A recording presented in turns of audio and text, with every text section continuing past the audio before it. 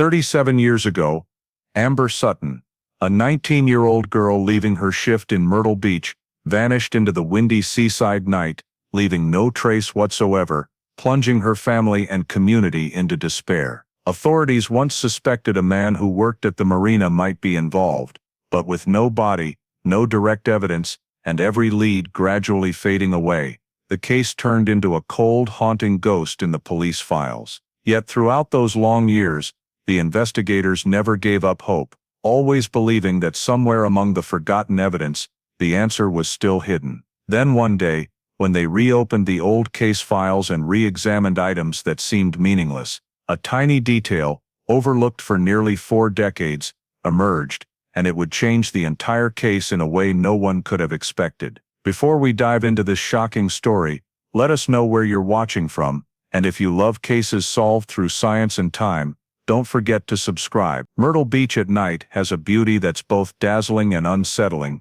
Gusts of sea wind from the Atlantic blow in strong waves, carrying salty moisture and the endless murmur of waves crashing onto the sandy shore. Along the boardwalk, red and blue neon signs flicker non-stop, casting shadows on the damp wooden planks and reflecting off the glistening wet sand, creating a pulsing light that seems to breathe. The scent of sea salt mixes with the smell of freshly popped popcorn, the faint fishy tang of shallow seawater, and the old wood aroma from arcade shops open late into the night. In that lively atmosphere, 19-year-old Amber Sutton finished her shift at the Seaside Game Arcade. She stepped out through the frosted glass door, tired, but forcing a smile for her coworkers. The sound of game machines from inside still echoed behind her, as Amber blended into the crowd of evening beach strollers, gently brushing back her wind-tussed hair. Not far away was the small bar where she and her boyfriend Josh had planned to meet. Inside the bar,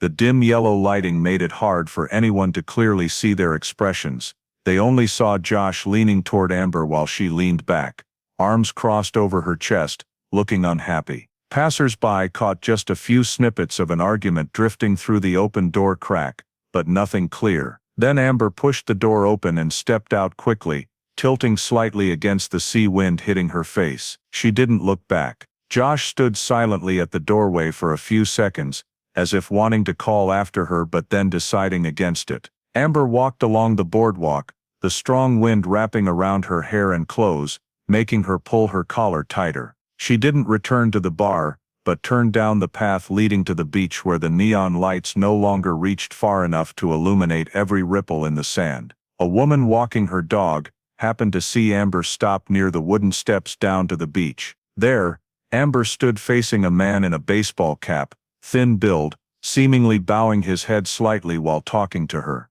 The woman clearly remembered how Amber had her arms crossed in front of her chest, as if on guard, but she couldn't hear anything, because the waves crashing on the shore were too loud. When the woman pulled her dog a few steps farther and looked back, the shadows of Amber and the man were still there, standing between the light and darkness cast by the neon. A vacationing family passing behind them also saw the two figures standing close together against the dark sand, their shadows stretched and distorted by the shimmering lights behind them. The child in the group asked his father if those two people were taking pictures, because they looked like they were standing very close. But by the time the family turned to look one more time, the two figures had vanished, leaving only empty sand, the howling sea wind, and the white-capped waves steadily rolling in. The music from the seaside bars still echoed, but it didn't blend into the atmosphere at all, as if swallowed whole by the sound of the waves. Amber was never seen by anyone after that moment.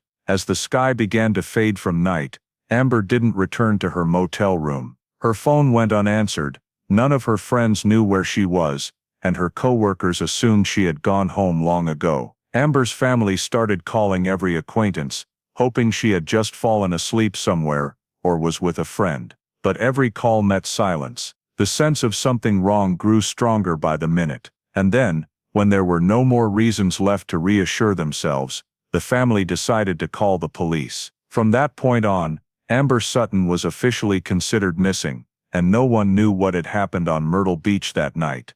When the missing person report was received, the Myrtle Beach Police Department didn't waste any time. The night shift team was immediately dispatched to the boardwalk area, the last place Amber Sutton was seen. The lively scene from a few hours earlier was gone. Only a few shuttered shops remained, the sea wind flipping over flyers stuck to the wooden planks, and flickering neon lights casting scattered streaks of glow on the sand. The investigators quickly set up a perimeter, cordoning off the entire area around the beach access path, the section of boardwalk where Amber left the bar, and the dark stretch toward parking lot number 7. They began with the most critical step in a missing person case, establishing the last known point, the final location with clear evidence that Amber had been there. The lead investigator, experienced in coastal disappearances, directed the team to reconstruct her likely route from the bar door to the beach access steps. Based on initial witness statements and the terrain, they determined the most logical path Amber had taken exiting the bar, walking straight past the row of arcades, turning down the boardwalk path to the beach, then disappearing from the steadily lit area into a zone the security cameras couldn't reach. To confirm that route, the lighting technicians began examining every possible light source that might have illuminated the area when Amber was there: neon signs from the shops, 2 street lamps spaced nearly 30 meters apart, and reflected light off the ocean. This was to identify blind spots, areas not sufficiently lit for any camera to capture detail. With the low-resolution cameras from the 1980s, any blind spot could completely swallow a person's figure without leaving a single identifiable trace. The video analysis team reviewed the boardwalk footage from that night. All of it was heavily grainy, thick black and white noise, flickering images, and blurred object edges. Still,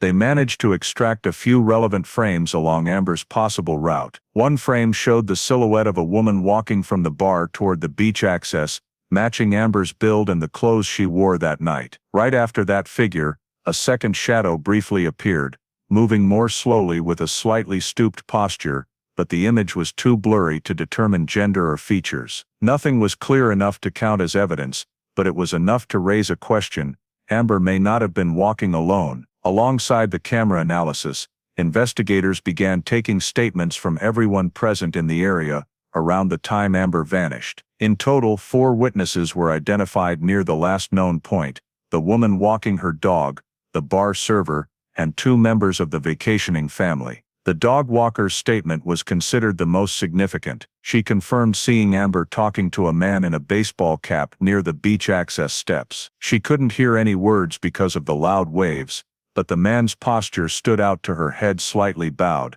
hands in pockets, standing closer than normal for 2 strangers who happened to meet. She didn't claim it was threatening behavior, but the detail was flagged. The vacationing family's statements largely matched. They saw 2 figures on the sand, standing close together before the figures were gone when they looked back a second time. The father described the second figure as thin and a little taller than Amber, but due to the neon lighting and angle, it couldn't be taken as completely accurate. Still, the team recorded every detail, because the descriptions all supported the possibility that Amber wasn't alone in her final moments. The 4th witness, the bar server, only provided information about the argument between Amber and Josh. She emphasized that Amber left the bar angry, but didn't see anyone follow her immediately. This led police to conclude that if a man was near Amber on the beach, it wasn't Josh. To synthesize all the information, the investigators began creating a contact map and a position map. On the position map, they marked the spot where Amber was seen leaving the bar, the point where the dog walker saw her talking, the location where the vacationing family observed the 2 figures, and the direction Amber headed into the dark area near parking lot number 7. Arrows on the map depicted Amber's most likely route based on lighting, terrain, and witness sightlines. When connected, the arrows formed a clear path. Amber moved from the well-lit safe zone into complete darkness where camera coverage ended. The investigators reached a preliminary conclusion, purely professional, without emotion. There was a high likelihood of a third party's presence at the time of Amber's disappearance. There was no evidence proving hostile intent, but the consistent appearance of a second figure near Amber, in independent statements from 3 witnesses, made this the primary investigative direction. That night, Myrtle Beach PD filed its initial report. Amber Sutton left the safe lighted area and entered the dark zone near the parking lot, with the clear presence of an unidentified man. That morning, As Amber Sutton's missing person report was entered into the system, and the investigation team began assigning tasks, a piece of information from the Beach Patrol unit immediately shifted the entire direction of the inquiry. Amber's car was found in parking lot number 7, the exact area marked on the previous night's last known point position map. The investigators rushed to the scene, as this could be the first clearly directional clue since Amber's disappearance. Parking lot number 7 was a modestly sized asphalt area, situated between two aging beachfront hotels. By day, it looked ordinary, even bustling, but at night it was dark enough to conceal many things the human eye couldn't detect. That's why discovering the car here wasn't just a lead. It raised numerous questions about what had happened in the time after Amber left the lighted boardwalk area. The car was found in a condition that didn't fit a simple disappearance. The driver's side door was ajar, the keys were still in the ignition, and the driver's seat was pushed back farther than a petite girl like Amber would typically set it. There were no signs of forced entry or damage. Everything looked as though someone had just used the car or was preparing to leave but got interrupted. The lead investigator ordered that no one touch any surface still free of dust. They weren't yet at the deep forensic analysis stage, but the initial step was to document every detail visually before moving the vehicle to the lab. All doors, handles, and the dashboard were photographed for later comparison. On the ground around the car, footprints were mixed with countless others from locals and tourists passing through the night, rendering them nearly useless. But the parking spot itself opened a notable investigative avenue. It was right at the outer edge of the lot, facing the ocean, in a space rarely used at night, due to poor lighting and low foot traffic.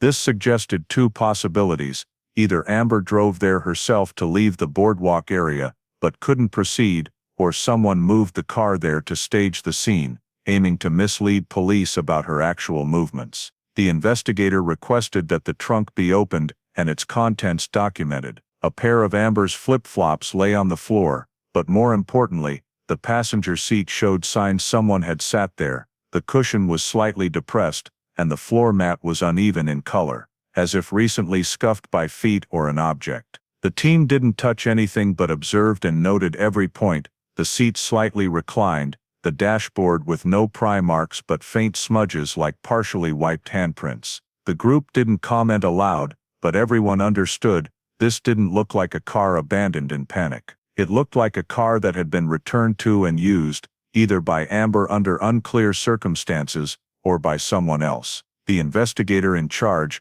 measured the distance from the car's location to where the last witness saw Amber. From the beach access path where the two figures were spotted the previous night, it was less than 100 meters to the car. This reinforced the confirmation: Amber either returned to the car herself, or was taken to it after talking to the man in the baseball cap. The investigative pivot emerged right there. If Amber reached the car, why didn't she drive away? If she was forced, why wasn't the car found somewhere else? And if the perpetrator tried to stage the scene, why leave the keys in the ignition, a detail far too suspicious? None of the questions had immediate answers, but the car's halfway state alone was enough for investigators to rule out any possibility that Amber had voluntarily left without taking any of her belongings. The team continued surveying the ground around the parking space. They noted a faint scratch on the asphalt near the right front tire, not clear whether from Amber's car or another vehicle brushing against it. The investigators flagged this detail for later analysis. Though minor, it could indicate the car had been moved once during the night, not parked stationary from the start. At the time the car was discovered, Myrtle Beach PD made no conclusions, but every observation pointed in the same direction: Amber had returned to the car, or the perpetrator had brought the car here after approaching her. This was the first time in the case that a tangible object appeared, a physical trace contrasting the vagueness of witness statements. And this car, in its abnormal state, became the center of the key question: what really happened to Amber Sutton after she stepped out of the neon lights of the boardwalk and into the darkness along parking lot number 7. Amber's car, initially seen only as a sign that she had been near parking lot number 7 before vanishing, quickly became the focus of the next phase of the investigation. As the forensic team conducted a more detailed examination, everything they discovered reinforced a single conclusion: The car hadn't simply been abandoned, it had been accessed and used by someone other than Amber. The lead investigator ordered photographs from every angle before anyone touched any surface. Morning sunlight filtered through the scattered tree shadows in the parking lot, slanting across the car's metal surface and making a few small scratches glint noticeably. These scratches weren't enough to conclude the car had been in a collision, but they were sufficient to show that the parking spot hadn't been completely static throughout the night. After completing the overall photography, the investigators began opening the doors and examining the interior, a critical step if they wanted to determine who had sat there, who had driven it, and what had happened inside the cabin. Their first observation was the driver's seat position. The seat was pushed back slightly farther than Amber normally used it. Given Amber's petite build, her legs weren't long enough to drive comfortably with the seat in its current position. Every centimeter of adjustment was documented, because this deviation wasn't an accidental oversight. It suggested that someone taller than Amber, most likely a man, had been behind the wheel. This was the first indication that the car hadn't just been randomly abandoned, and that Amber wasn't the only one who had accessed it after leaving the boardwalk. Next was the front passenger seat. The investigator leaned in close to examine the fabric surface and floor mat. They immediately noted the presence of unusual sand. This sand had finer grains and a lighter color compared to Myrtle Beach sand, which typically contains more minerals, and has a distinctive darker golden hue. The sand grains on the passenger seat closely resembled the type commonly found at marinas or areas with heavy boating activity, where sand mixes with wood dust, engine oil, and salt residue. Though not yet conclusive, this difference was immediately flagged as anomalous, because it didn't match any location where Amber had been seen before her disappearance. The next step was checking the doors. There were no signs of forced entry, no misaligned or damaged metal. This ruled out the possibility that someone had pried the locks to break in. That meant the person who used the car after Amber either had a key or was let in by Amber herself. With the keys still in the ignition, the more likely hypothesis was that someone else had accompanied Amber or gained access to the car when she was no longer able to resist. While the forensic team measured and documented, the witness interview unit continued canvassing people who had been around the parking lot at the time. Amber might have returned there. They found a notable witness, a young man working the night shift at a nearby hotel. He reported hearing a strange sound, like an engine starting but not actually driving away, around the time of his shift change. The sound lasted a few seconds then stopped completely, and since he assumed it was a tourist starting their car, he didn't pay much attention. But when police mentioned Amber's car, he confirmed the sound had come from exactly the area where the car was parked. This was a significant detail. If someone started the engine but didn't leave, there were only two possibilities. Either the person was testing the car, or the vehicle was moved briefly before the engine was turned off. The investigator cross-referenced this statement repeatedly, with the small scratch on the asphalt near the front tire. The scratch alone couldn't prove movement, but combined with the brief engine sound, it added weight to the hypothesis. Someone else had entered the car after the moment Amber was last seen with the man in the baseball cap. Inside the car, the investigation team also noted a detail that was no less strange. On the inner surface of the windshield were two circular foggy patches, like marks from two palms pressing against it and then pulling away quickly. The marks weren't clear enough to extract fingerprints, but they were positioned higher than Amber's reach when seated in the driver's seat. They matched the height of a man standing outside the car and leaning in. All the details, the misadjusted driver's seat, the unusual sand on the passenger seat, the undamaged doors, the engine starting and then stopping, the smudges on the glass, when considered individually might not carry much weight. But when pieced together, they formed a clear pattern. The car had been accessed by someone other than Amber, possibly in the very short window right around the moment she vanished. The lead investigator concluded in the scene report, "The vehicle does not reflect the behavior of someone leaving voluntarily. The vehicle reflects the behavior of two people, 1, Amber, 2, an unidentified individual." This conclusion wasn't emotional speculation. It was based on the chain of physical elements. Traces outside and inside the car, combined with the witness statement about hearing the engine briefly start, and from this moment, the direction of the investigation began shifting from an unexplained disappearance to one where Amber was highly likely taken into the car or controlled by someone else. The car, once thought to be merely an inanimate object abandoned in the Myrtle Beach darkness, now became the center of suspicion and the basis for launching a new phase of the investigation: who was the person who entered the car with Amber, and what happened afterward. As the traces collected from the car indicated the likelihood of another person's involvement, the team immediately returned to the most critical early-stage step: cross-checking and expanding witness statements. If the car had been used after the moment Amber disappeared, someone around the parking lot must have seen something unusual, even if fleeting or unclear. However, as they began thoroughly reviewing every source of information, police realized that statements previously thought to be consistent were starting to show suspicious contradictions. The first witness reapproached was the woman walking her dog, the one who had described seeing Amber standing next to a man in a baseball cap. Her initial statement was fairly clear: she saw Amber and the man talking near the beach access steps, couldn't hear anything because of the waves, and saw no violent behavior. However, when questioned again after the car was discovered, she began changing a few small but meaningful details. This time, she said she was not sure how close the man had been standing to Amber. Previously, she described them as quite close, but in the new interview, the distance suddenly increased to possibly a few steps apart. When the investigator asked why the change from her original statement, she said she had thought it over and was afraid she might have misremembered in the darkness. But this very vagueness caused her statement to lose the consistency that had been considered relatively reliable in the initial report. Moreover, she added a detail she had never mentioned before: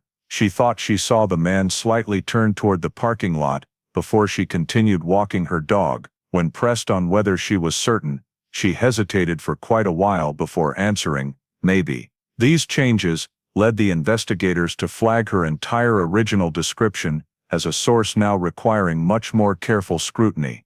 The second witness was the male tourist from the family who had seen two figures near the beach. His initial statement was simple: two silhouettes standing close together, then gone when they looked back. But when questioned again, the man added a new detail: he believed he saw a yellow pickup truck leaving the parking lot right after they walked away from the sandy area. This was a detail he had not mentioned at all in his first statement. When the investigator asked why he hadn't brought it up initially, he replied that he didn't think it was important. However, once police provided the context of Amber's car being found, the man began to believe the yellow truck might be connected. He described it as a small pickup, with a short bed, taillights that were somewhat glaring, driving out of the parking lot toward the main road. He didn't remember the license plate, the make, or the driver. The sudden appearance of a yellow truck forced the investigation team to pause and reassess. This was the second time this detail had surfaced. The previous night, someone else had mentioned seeing a yellow truck leave the parking lot, but another person denied it. This led police to re-interview the third witness, a beach maintenance worker, who was usually present every evening. The worker firmly stated that he had not seen any truck entering or leaving the parking lot around the time of Amber's disappearance. That night, according to him, the lot was quite empty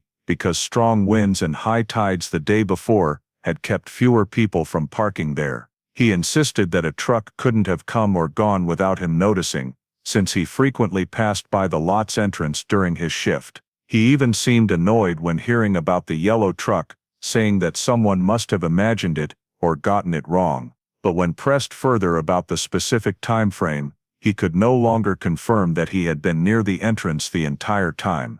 The investigators realized that this witness was relying more on habitual memory than on actual recollection of the night Amber vanished. He might not have seen the truck, but that didn't mean the truck hadn't been there. The inconsistency among the three statements created a serious issue in the case: information noise. As the incident became more widely known, witnesses tended to fill in the gaps in their memories with guesses or what they thought made sense. In a disappearance that occurred in darkness and relied heavily on fleeting observations, every small change in a statement had to be treated as a piece of information that could potentially mislead the investigation. Police temporarily flagged the yellow truck detail as unconfirmed. It could be a crucial lead, or it could simply be a vague image in the dark that the tourist had incorrectly connected. Similarly, the dog walker's changing statement still held value, but now had to be re-evaluated as not 100% certain. As for the beach worker,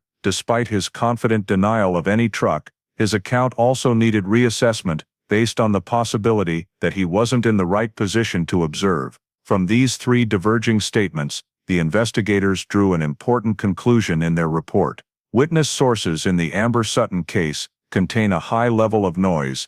Reclassification is needed to determine which information is reliable and which details are susceptible to influence from context and memory.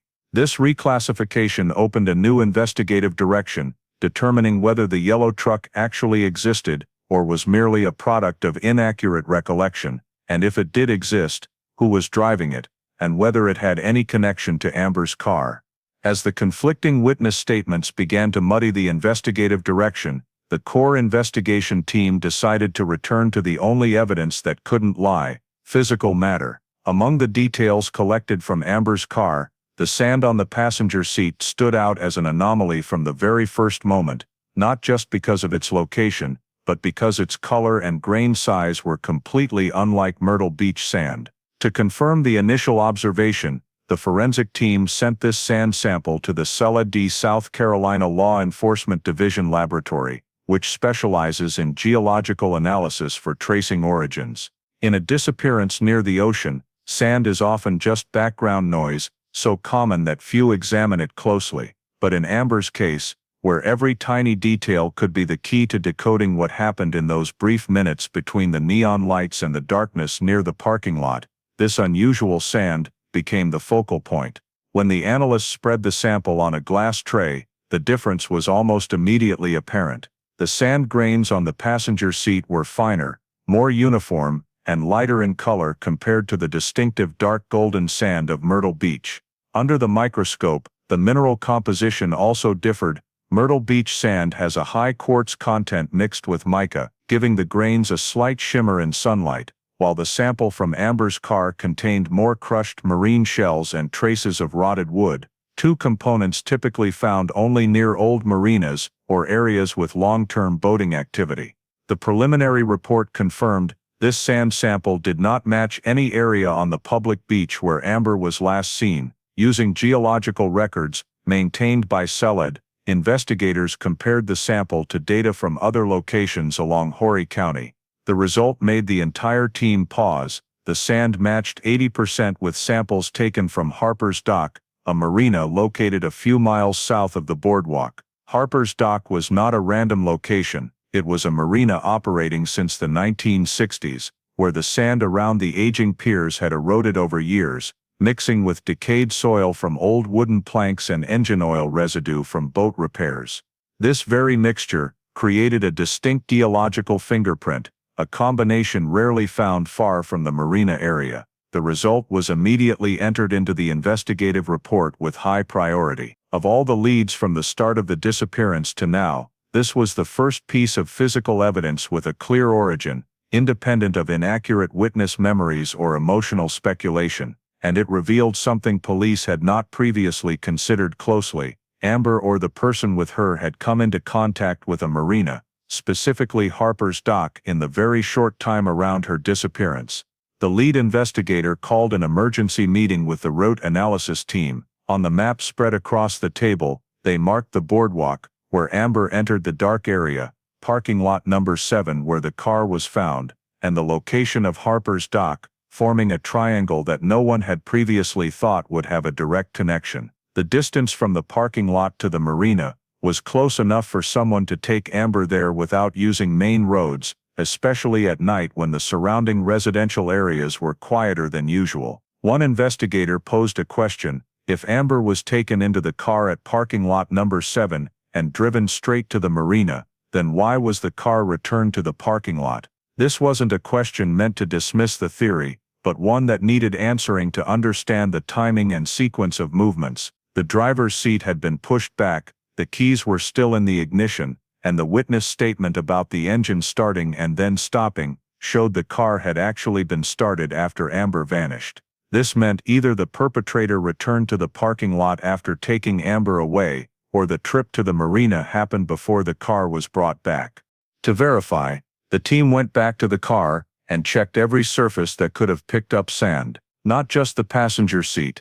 Even in the crevices between the floor mats, there were a few grains identical to the unusual sand sample. This indicated the sand hadn't simply fallen from someone's shoes upon entering the car, but might have been rubbed in multiple times during movement. The investigators noted both possibilities: someone sitting in the passenger seat brought sand from Harper's dock with them, or Amber herself had been there. However, the second possibility didn't fit the timeline established from the previous day. Amber left the bar, walked down to the beach, and no witness saw her go farther than the boardwalk area. Moreover, she had no reason to go to Harper's dock that night. Meanwhile, the man in the baseball cap from the statements and the second shadowy figure in the blurry camera footage were two elements that could align with a trip to the marina. The lead investigator underlined a line in his notebook: sand from Harper's dock could be evidence that Amber was transported by land to the marina and then taken away by boat.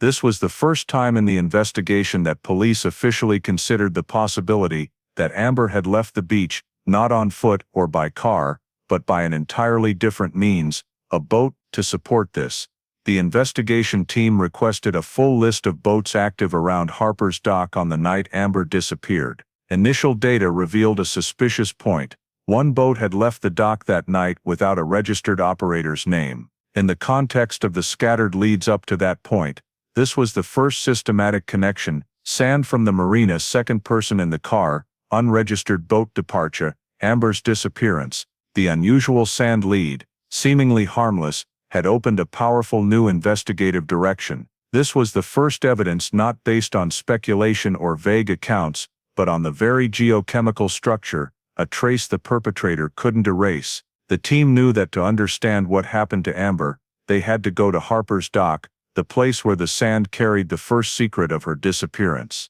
The geological analysis results from the sand sample in Amber's car prompted the investigation team to shift focus almost immediately to Harper's dock. This was an old, little-noticed marina, a few miles south of the boardwalk. When the investigators arrived, the difference in atmosphere was stark: weathered wooden planks soaked with moisture, decades-old pilings faded by time, and the smell of rotted wood mixed with faint engine oil lingering in the air. There were no noisy tourist sounds like at the boardwalk, only the slap of water against boat hulls and the light clinking of metal in the wind. They immediately focused on the small office at the head of the dock, a modest room used to log boat activity from the days before electronic systems. On the desk was a loose-leaf logbook, essentially the operating journal for Harper's dock over many years. The investigator flipped to the page covering the exact time frame of Amber's disappearance. The handwriting that appeared was faded with time, many characters nearly distorted. However,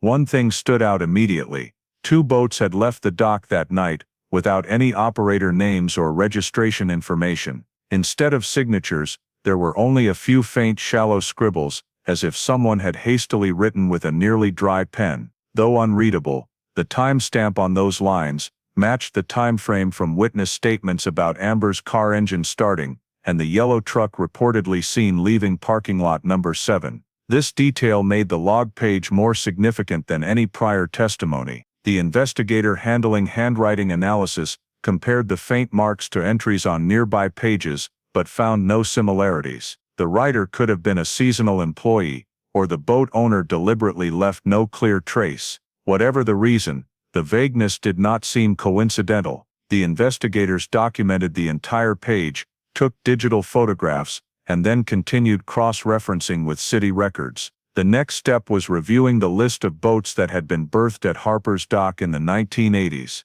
Not all still existed, but city records retained owner names and berth positions for each period. The list around the time of Amber's disappearance included fewer than 20 regularly active boats, most belonging to local fishermen or boat mechanics. When cross-checking this list with demographic records from that year, the team flagged one name needing clarification: Ray Hawthorne. owner of a small boat used for fishing and engine repairs. Ray did not stand out in civil records, but his information showed instability, multiple address changes in just a few years, frequent job shifts between marinas. Earlier marina records indicated Ray worked irregular night shifts, often taking odd jobs at times when few people were around. More notably, Ray owned an older model small pickup truck in a faded yellow color, the type matching the description given by the tourist, who reported seeing one near the area where Amber vanished.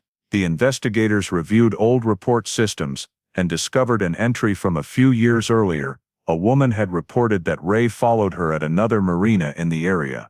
There was not enough evidence to charge him, and the matter was quickly closed, but the information remained on file. In the current context, this note created a link to Ray's pattern of being at marinas at night. For further verification, 2 investigators went to the remaining dock rows at Harper's Dock and spoke with people still active in the area. An elderly man who had kept a boat there since the 1980s confirmed that Ray was often around on nights when no one else was there, especially on evenings with mild seas when most fishermen stayed in. The man clearly remembered Ray always driving his old truck to the dock and parking at the edge, in a spot few people noticed. This detail drew special attention from the investigation team. The spot where Ray usually parked overlapped with the access path to the unregistered boat departures. The investigators sketched a layout of the Harper's Dock area, the boat access ramps, usual parking spot, logbook station, and possible routes usable the night Amber disappeared. When the points were connected, a highly plausible travel route emerged from parking lot number 7 to Harper's Dock. The investigation team continued to examine the possibility that Ray was connected to one of the 2 boats that left the dock without signing the log. In the records, Ray owned a small boat named Sea Lark. Although the boat was no longer at Harper's Dock presently, city records confirmed it was active during the exact period of the incident. One investigator searched the loose-leaf log for any mention of the Sea Lark, but that page was heavily ink-blotted in many sections. No entry clearly listed the boat's name, making the data even harder to verify. The investigators also compared the departure times of the 2 boats with the engine sound heard by the witness at parking lot number 7. The time difference was less than 10 minutes. Given the short distance between the parking lot and Harper's Dock, it was entirely feasible for someone to start Amber's car and quickly leave the lot, then switch to a boat. All the details gathered at Harper's Dock, the log with faded information, 2 unregistered boat departures, the yellow truck, and the presence of an individual familiar with the marina during night shifts, when combined into a single dataset, became the new focus of the investigation. The lead investigator requested the full file on Ray Hawthorne for cross-referencing and began tracking down people who had worked with Ray at Harper's Dock in the 1980s to gather more information. Harper's Dock, previously an overlooked location, now became an area requiring thorough examination, with emphasis on nighttime activities and individuals present during the time frame overlapping Amber's disappearance. This marked a shift from scattered leads to a structured set, and the next question for the team was whether the activity at the marina that night could explain Amber's disappearance. As the Harper's Dock records were reviewed and the timelines began to align suspiciously, the name Ray Hawthorne quickly became the focus of the next investigative step. To assess his degree of involvement, the team had to reconstruct Ray's entire activity history at the marina during the period Amber vanished. Information gathered from city records, accounts from former co-workers at the dock, and demographic data showed that Ray was no stranger to Harper's Dock. He had been connected to the area for years in a way not easily visible from the outside. Ray had worked part-time as a boat mechanic at the marina, handling odd jobs such as maintaining mooring lines, changing engine oil, repairing propellers, and checking electrical systems on small boats. The work was not on a fixed daytime schedule, but often took place in the evenings or at night, as he took jobs based on sudden needs from boat owners. Those who still remembered Ray typically described him as someone who showed up when no one else did, especially on nights with few visitors. This matched the earlier observation: Harper's Dock was usually quiet at night, and someone like Ray would go largely unnoticed. The next piece of information that made Ray highly suspicious was the vehicle he used. An older model small pickup truck in a faded yellow color. When cross-checked with the tourist statement about a yellow truck leaving parking lot number 7 right around the time of Amber's disappearance, the investigation team immediately viewed this as a significant match. Footage of the yellow truck did not appear on camera due to blind spots, but the repeated account from 2 independent witnesses made this detail impossible to ignore. The team expanded Ray's file and found several minor reports of harassing behavior toward women, scattered over about 8 years around the time Amber vanished. Those reports never led to charges due to lack of evidence, victims not pursuing the cases, or the behavior not being severe enough to constitute a crime. However, a common thread ran through these incidents: the setting, most occurred near marinas, or in coastal areas where Ray was frequently present. Investigators found no specific evidence linking Ray to any violent acts, but the pattern suggested stealthy behavior and a tendency to approach women in low-witness areas. When the investigators first met Ray, they did not immediately mention Amber, but only asked about his work history at Harper's Dock. Ray appeared cooperative but cautious. He confirmed working at the marina for many years, but said he didn't remember specific details because the jobs back then were pretty sporadic. When asked about the boat Sea Lark, Ray said it had been sold long ago, and he no longer had any information about it. He also said he couldn't recall whether he had left the dock or been at home the night Amber disappeared, explaining that it was too far in the past. The investigator shifted to questions about the yellow truck. Ray confirmed owning a truck matching the description, but argued that such vehicles were common at the time, and suspicion couldn't be based solely on the truck. When asked if he remembered parking in any lot near the boardwalk the night Amber vanished, Ray flatly denied it. He insisted he had no reason to go there in the evening, and never parked in tourist areas because they were crowded. Then the investigator asked directly whether Ray had ever met Amber Sutton. Ray answered so quickly it was almost reflexive. He had never met her, didn't know who she was, and certainly didn't know about her disappearance. His demeanor was calm, but that calmness was unusual. No surprise, no questions about why he was being interviewed, just direct answers without elaboration. In the team's experience, that type of response often appeared when the person had prepared in advance to avoid self-contradiction. Throughout the session, Ray avoided every question related to nighttime activities at Harper's Dock. When the investigator mentioned the 2 unregistered boat departures on the exact night Amber vanished, Ray said he wasn't there at that time, and knew nothing about the log keeper. All of his answers followed the same pattern of denial: don't know, don't remember, not involved. The investigators ended the first session, and noted in the internal report, Ray Hawthorne denies any connection. Unusually calm reaction, cannot rule out knowing more than stated. Although there was still no direct evidence tying Ray to any actions related to Amber's disappearance,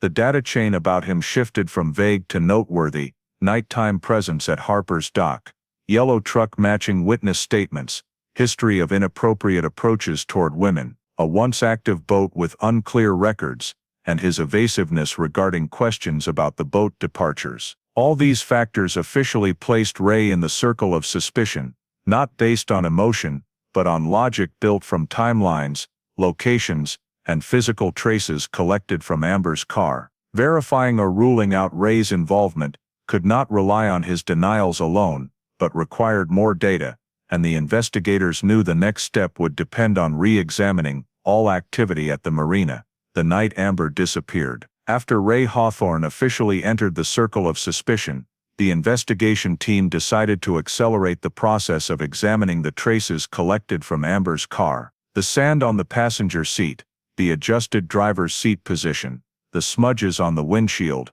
and the witness statement about the engine starting, led them to believe that identifying who had been inside the car would provide the clearest answer. Therefore, the technicians began extracting all usable fingerprints from the steering wheel, dashboard, door handles, and interior surfaces. Under spectral lighting, faint prints appeared scattered throughout. There weren't many clear ones due to the car having been exposed to a humid night, but a few were of sufficient quality for comparison. The technicians took these fingerprint samples and sent them to the analysis lab. The wait dragged on in silence, as the lead investigator reviewed every step taken so far. Sand from Harper's dock, unregistered boat departures, the yellow truck and Ray's history of nighttime work. Everything pointed to him indirectly. If the fingerprints matched, they would have the first evidence confirming Ray's presence in Amber's car. If they didn't match, the entire investigative direction might need re-evaluation. When the results came back, the words on the report were brief but heavy. No match with Ray Hawthorne's sample. The entire meeting room fell silent. The investigator in charge flipped through the report one more time to ensure no detail was missed. But the result was clear. Whoever left fingerprints in Amber's car was not Ray. This was not enough to completely rule him out of the events, but it shattered the hypothesis that Ray had directly used Amber's car on the night she vanished. With the evidence available, police could not detain Ray for further questioning. They also could not compel him to provide an alibi for a night many years ago without any proof that he had direct contact with the car or Amber's belongings. Ray was allowed to leave the station without being held. He did not request a lawyer, showed no irritation, and simply repeated his earlier statement, "I don't know who that girl is." Ray's demeanor made it hard for the investigators to determine whether he was hiding something or truly uninvolved. However, the fingerprint test results created another problem. If not Ray, then who had been in Amber's car? The investigator reviewed the records of people near the parking lot at that time. The list included a few tourists, a cleanup worker, the woman walking her dog, and several pedestrians. None of them had a reasonable motive to enter Amber's car. This made the fingerprints significant information, but also an obstacle. The non-matching fingerprints meant either Ray did not directly enter the car, but was still involved in directing the movements, or his presence at Harper's dock was coincidental, or there was another person involved in the chain of events, who had not yet been identified. With no ability to detain Ray, and no new incriminating evidence, the investigation temporarily had to shift away from him, even though suspicion remained.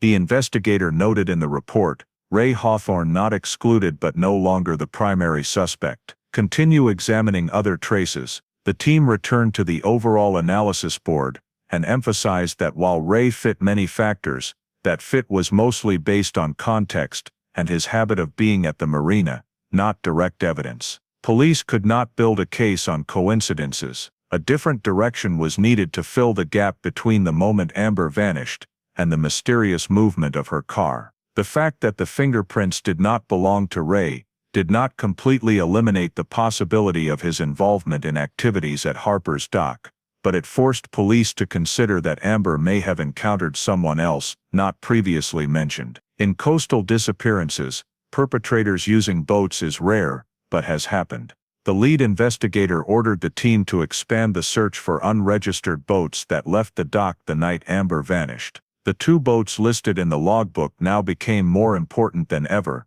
because if Ray was not the one operating them, then who could have used one of those boats? The case temporarily moved away from Ray Hawthorne, not because he could not be involved, but because all current physical evidence did not point to him. The investigation team had to shift to other suspects, while keeping Ray's file open for re-evaluation with any new data. When the investigation temporarily moved away from Ray Hawthorne after the fingerprints did not match, the team decided to return to the only person who had a direct conflict with Amber on the night she vanished, Josh Miller, her boyfriend. Josh's initial questioning had been brief right from the first day, but in the early stages of an investigation, quick statements lacking context often need to be verified a second time. With the door to Ray not fully opening, the team turned back to Josh with the goal of thoroughly reviewing his entire timeline and checking all his activities on the night Amber disappeared. Josh was invited to the station to cooperate with the investigation. He appeared tired and stressed, but not resistant. The investigator began by asking Josh to describe the entire evening again, especially the part involving the argument between them in the bar. Josh admitted there had been a disagreement but insisted it was only about personal matters, with no threats or violence. He also maintained that Amber left the bar first, and he did not follow her out. To verify the statement, the investigator checked all payment receipts, bar interior cameras, the server's testimony, and Josh's parking location that night. The bar's camera, though low quality, showed Josh still sitting at the table for at least a few minutes after Amber left. The payment receipt also confirmed that Josh left the bar later than Amber by an interval that could not be shortened by any route to catch up with her in time. For the moment witnesses saw Amber talking to the man in the baseball cap, the server also confirmed Amber left the bar angry, while Josh stayed behind for a moment, looking toward the door but not leaving immediately. When the investigator asked this server if she saw Josh follow Amber, she firmly stated she never saw him leave right after Amber. This time gap was long enough to separate Josh from the events that later occurred on the beach. The investigator continued by checking the parking spot Josh had mentioned in his first interview. He said he parked in a lot 3 blocks from the bar because the area near the boardwalk was crowded that day. When the team reviewed the city's old analog parking lot camera, they found footage showing Josh's vehicle leaving the lot a significant time after Amber's disappearance, too late for him to have been at parking lot Number 7. At the moment, witnesses noted unusual activity around Amber's car. Next, the team asked Josh where he went after leaving the bar. Josh said he drove to a friend named Kevin's house to talk about the argument. The investigator needed to confirm this, so they contacted Kevin the same day. Kevin confirmed that Josh had come over that evening and remembered it clearly because they watched a replay of a baseball game on TV. At first this seemed vague, but when the investigator asked for more details, Kevin provided the type of beer they drank that night along with the exact time the game ended, all matching the timeline Josh provided. The investigator cross-checked the travel times from the bar, Josh's parking lot, Kevin's house, and everything aligned perfectly with the camera data and witness statements. There was no gap in time long enough for Josh to leave the bar, rush to parking lot number 7, approach Amber or her car, and then return. Even in the most extreme hypothetical scenarios, the geographical distances made it impossible. To ensure nothing was overlooked, the team continued analyzing traces in Amber's car. There were no hairs, DNA samples, or fingerprints matching Josh. Using Amber's car would have required direct contact, but all test results were negative for any signs suggesting Josh had been inside. This further reinforced the argument that he was not involved in the movement of Amber's car or the unusual engine start that night. The lead investigator summarized the results and noted in the report, "There is no direct or indirect evidence indicating Josh Miller was present in the area where Amber Sutton disappeared. Timeline and witnesses confirm he was not involved. Josh was removed from the suspect list." The investigation returned to a state without a specific suspect. With Ray, the fingerprint results temporarily stalled that direction. With Josh, all data showed he was completely absent from the scene. The 2 biggest suspect leads vanished at the same time, forcing the team to go back to the original diagram and re-examine the initial facts: sand from Harper's dock, unregistered boat departures, traces in Amber's car, and the man in the baseball cap mentioned in witness statements. This led to only one conclusion to decode what happened to Amber: they needed to return to the marina, where the first significant piece had emerged, and far too much remained untapped. When Josh was cleared of suspicion, and the direction toward Ray Hawthorne temporarily halted due to lack of direct evidence, the Amber Sutton disappearance began falling into a pattern familiar to many Myrtle Beach cases from that era. Every lead ended in a dead end. No viable suspect, no new witness information, no physical evidence strong enough to expand the investigation. For weeks, teams canvassing the marina, coastal areas, and roads from the boardwalk to Harper's dock found no additional clues. The 2 unregistered boats in the logbook could not be verified because former owners had moved away or the boats had long been sold. At that point, Amber's file was shifted from active investigation to open monitoring, a status where the case remained in the system, but without full-time dedicated investigators. The reports were sealed in the Myrtle Beach PD storage archive, alongside hundreds of unsolved disappearances and crimes from previous decades. The lack of digitized case management in the late 1980s made paper files prone to loss, mold, or mixing with other cases. At Harper's dock, changes happened even faster. The marina was sold to a new owner in the early 1990s, who decided to completely renovate the facility for tourism. During this process, many old 1988 documents were not properly preserved. They were either discarded or lost during warehouse cleanup. The loose-leaf logbook recording boat traffic was replaced with a new handwritten system, leaving the faded entries from the time of Amber's disappearance without originals for comparison. Most people who worked there back then had moved elsewhere or no longer remembered specific nights, making verification nearly impossible. When investigators returned years later to try recanvassing information, they only located a small fraction of those mentioned in old reports, and their memories had faded over time. Descriptions of the man in the baseball cap could no longer be strengthened, as the dog-walking witness no longer recalled details clear enough for a composite sketch. Everything gradually blurred, like footprints washed away by the morning tide. Meanwhile, the physical evidence collected from Amber's car, the faint fingerprints, sand samples, smudges on the glass, was no longer suitable for further analysis with the technology of that era. Some samples were destroyed during storage due to primitive preservation methods. Other traces could no longer be classified. In the end, only two pieces of physical evidence remained fully intact. 1. The beach towel found in Amber's car, still damp that night. 2. A piece of dark nylon fabric recovered from the car floor, of unknown origin. These two items were sealed in polyethylene bags and placed in cold storage in case future technology could analyze DNA or trace elements at a higher level. No one knew that these two small items would be the only ones still valuable enough to reopen the case decades later. But at that moment, the case officially entered what is known as cold case status. The lead investigator submitted the final report, no new leads, continue awaiting information from the public. Hopeful calls from Amber's family grew increasingly rare, not because they had given up, but because police had nothing new to report. The Amber Sutton case was added to the list of long-term disappearances in Myrtle Beach, a thin file with a few scattered reports, some questionable witness statements, an unusual sand trace, and a marina that changed owners, causing all old documents to fall into an untraceable void. No suspect, no motive, no body, no specific crime scene. In the years that followed, Amber's file was moved between shelves multiple times, reclassified, and then placed back among the unresolved cases. With the technology of that era, investigators had no way to connect the fragmented pieces of information. Amber's disappearance became one of Myrtle Beach's quiet mysteries. It existed, but without resolution. The case gradually stalled, leaving only two pieces of evidence lying dormant in cold storage.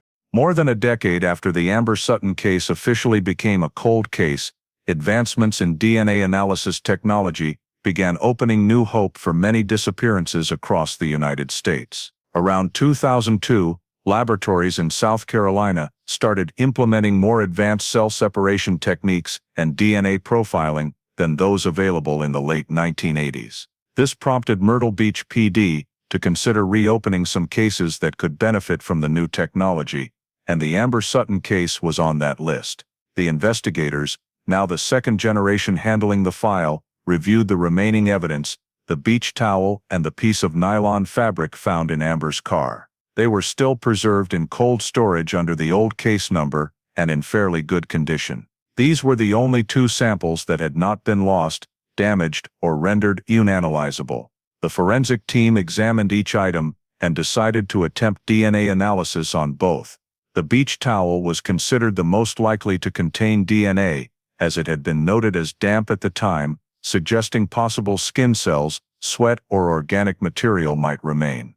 The nylon fabric, though of unknown origin, had a synthetic fiber surface that could retain touch DNA. DNA transferred from skin contact with the object. However, as the analysis process began, the technicians quickly recognized severe limitations.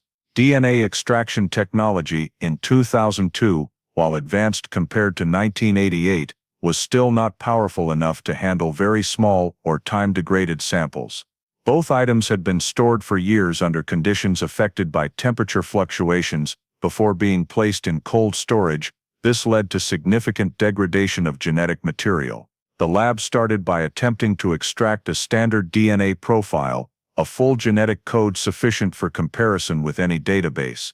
But in the very first step, the DNA level in the towel was deemed too low, with only trace amounts too degraded to determine structure. Cell separation yielded no results because the remaining cells were insufficient to establish a profile.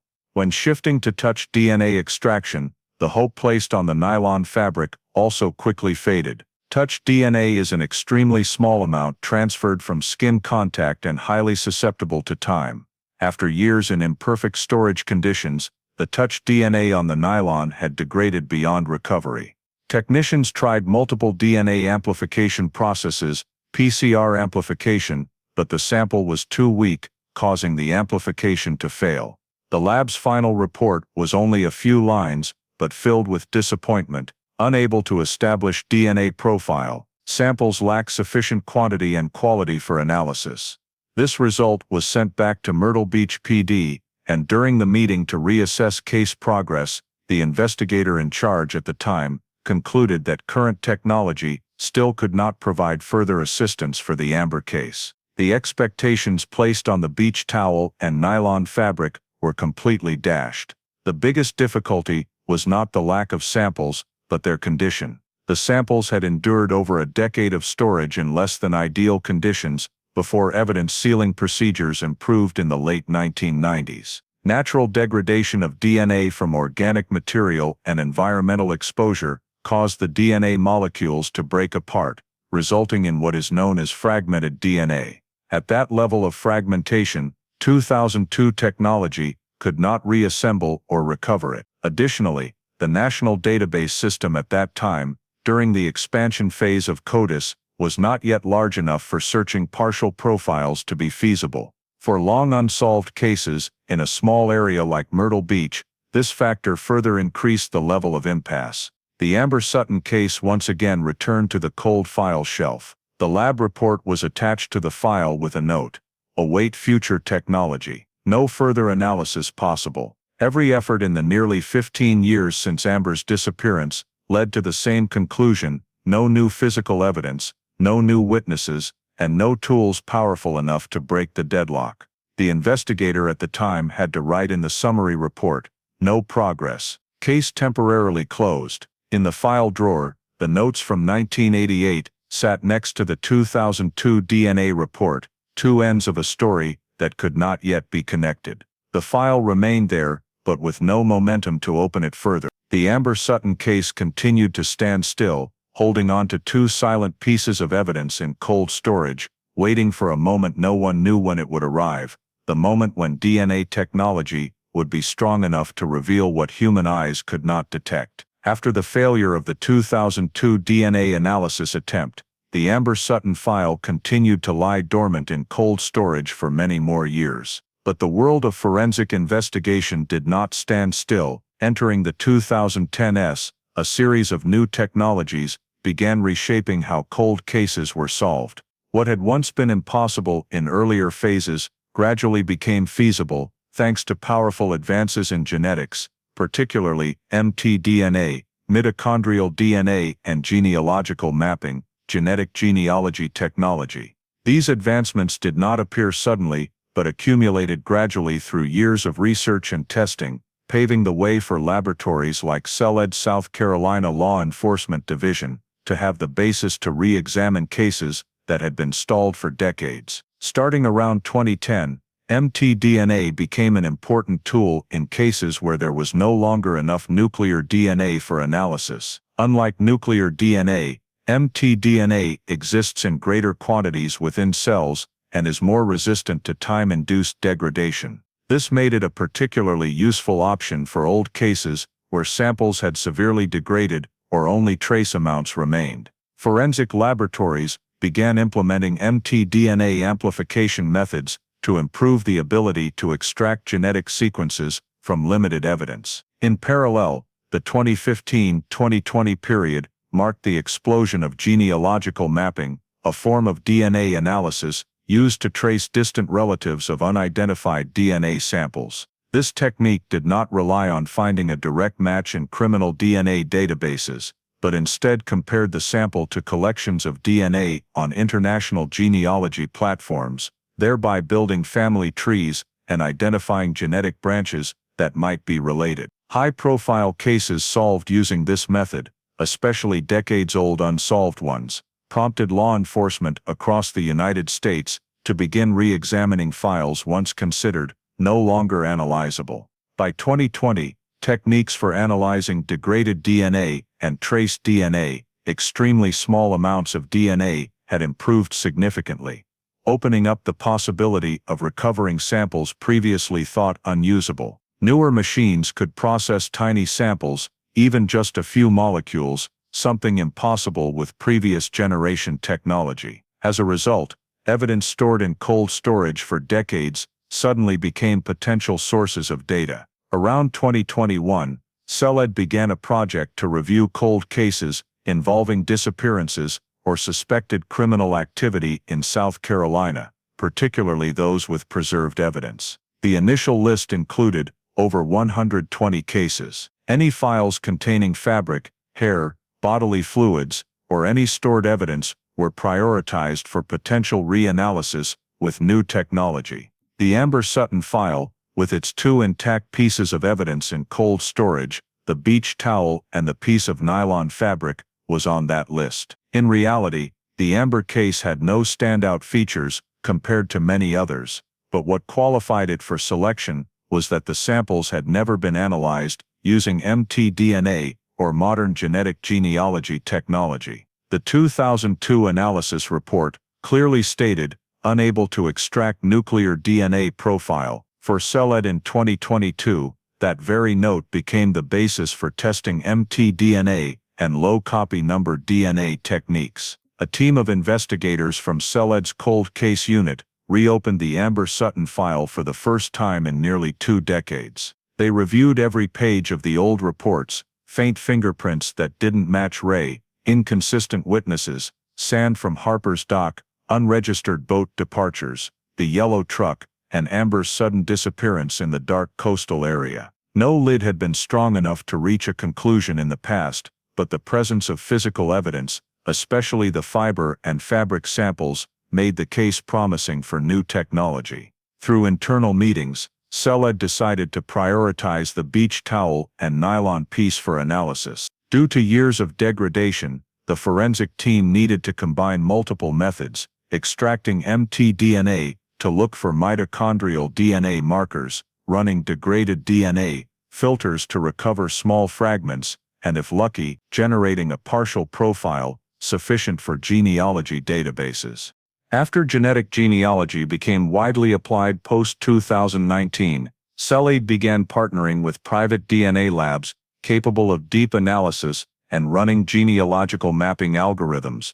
Though not a high-profile case on the list, Amber's had one key qualifying factor: evidence likely containing third-party DNA. This was essential for genealogy work. From 2022 to 2023, new technologies allowed CELED to revisit the Amber Sutton case for the first time since the DNA was deemed unanalyzable in 2002. The change came not from new suspect or witness information, but from science's new capabilities, turning tiny, seemingly useless samples into data that could open an entirely different investigative door. The CELED cold case investigator noted in an internal report, Amber Sutton evidence qualifies for mtDNA and trace DNA testing. Consider genealogical mapping based on results.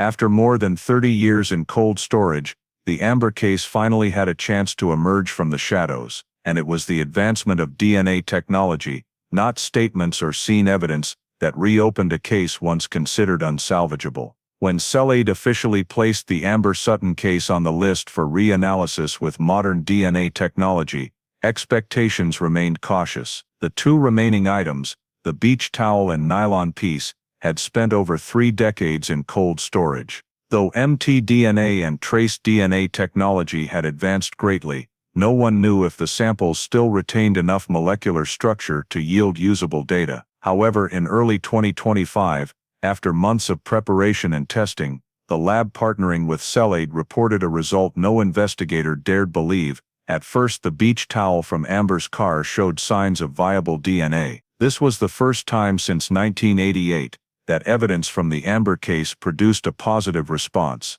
The preliminary report indicated that the cotton fibers on the towel contained enough mtDNA for extraction and amplification. Modern mitochondrial DNA analysis technology allowed recovery of small fragmented segments, something 2002 technology could not do. Technicians began the multi-day process to extract all possible DNA from the towel sample. As the first sequences appeared on the analysis screen, they quickly recognized an unmistakable feature: DNA from at least 2 individuals. One set belonged to Amber, entirely understandable since she owned the towel. But the second set was what made the team pause. Though the amount of DNA from the second individual was limited, the molecular structure showed it came from a male. This male DNA did not match anything in the 2002 report, as older techniques lacked the power to isolate it. Moreover, when the lab ran a preliminary comparison against CODIS, the national DNA database,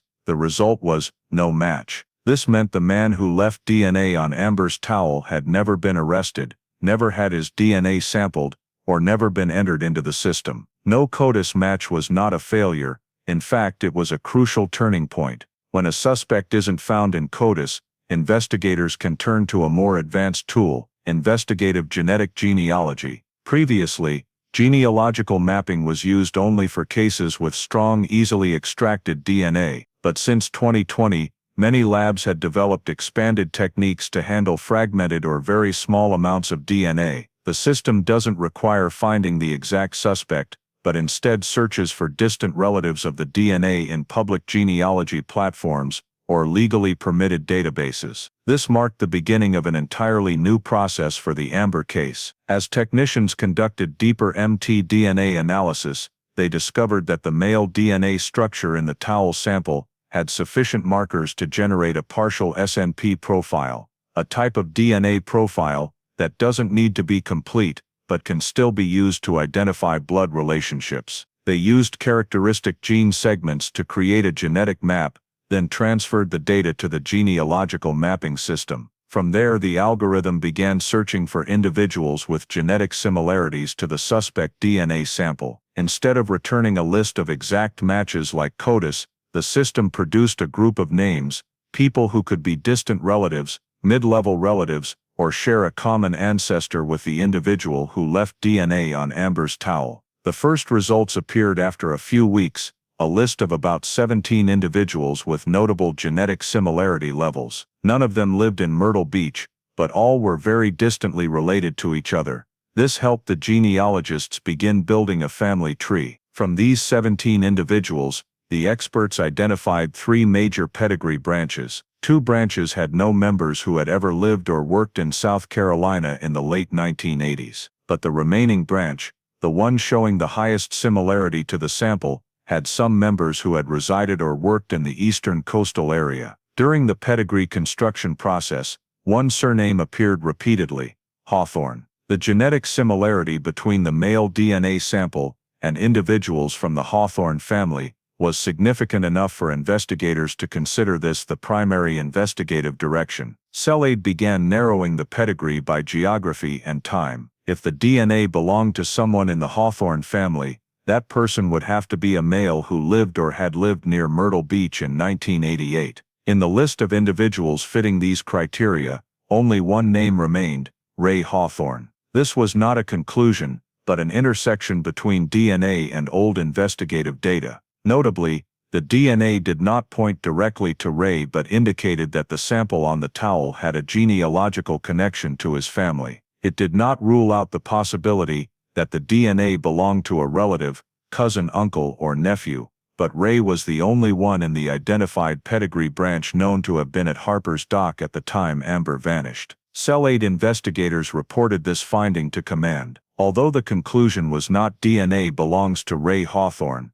it emphasized that he was the only individual in the family tree present at the extended crime scene, the Marina and Myrtle Beach coastal area. This caused the investigation to turn back to Ray once again, this time with DNA data as the foundation. The internal CellAid report at that time stated clearly: male DNA no CODIS match. Genetic genealogy leads to Hawthorne family. Only one individual in the pedigree branch present in Myrtle Beach in 1988, Ray Hawthorne. This conclusion opened an entirely different investigative path, where genetic genealogy was no longer a supporting tool, but the center of the case, bringing Ray Hawthorne back into the suspect circle, not because of initial suspicions, but because science had named him a second time. As the male DNA sample from Amber's towel began yielding genealogical mapping results, CellAid's genealogy analysis team shifted from data setup to finding direct connections between the DNA sample and real living individuals. Genealogy analysis does not work like CODIS. It does not return a perfect match, but instead provides a list of people with percentage genetic similarities, creating leads about related family branches. In Amber's case, the list of notable matches narrowed to 3 pedigree branches, and in the most relevant branch, 2 individuals showed the highest DNA match levels. Both belonged to the Hawthorne family, one living in Pennsylvania, the other in Virginia. Their geographical locations were unrelated to South Carolina, but the genetic similarity levels indicated the male DNA on the towel was likely a second or third degree relative of these 2 individuals. The genealogy team began reconstructing the family tree from those 2 individuals, tracing back to common ancestors, and then following the genetic branches down through generations. This method required significant time, because ancestral data is often inaccurate, especially for families with histories of moving between states. However,